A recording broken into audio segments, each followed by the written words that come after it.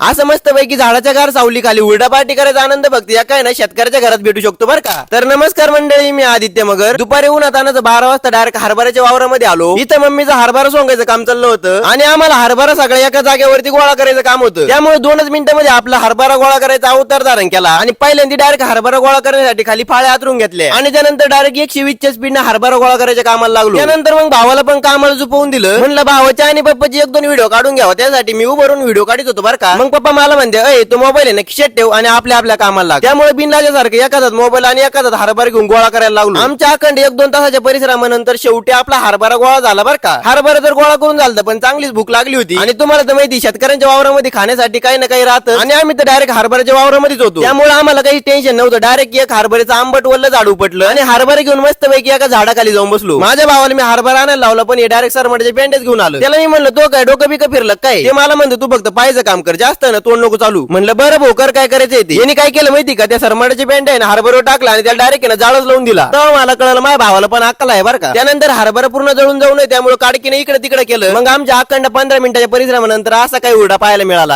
आमचा तर उरडा खाऊन पोट भरलं होतं पण आमच्या गाळ्या तिकडे उपाशी होत्या. त्यामुळे मी डायरेक्ट मका तोडायला मकाच्या वावरामध्ये आलो. इथं आल्याबरोबर 120च्या स्पीडनं मका तोडून घेतली आणि माझ्यापेक्षा जास्त वजन असणारी मकाची कवळी उचलली आणि डायरेक्ट घरी निघालो. आणि याचबरोबर आपल्या आजच्या ब्लॉगचा पण शेवट झाला.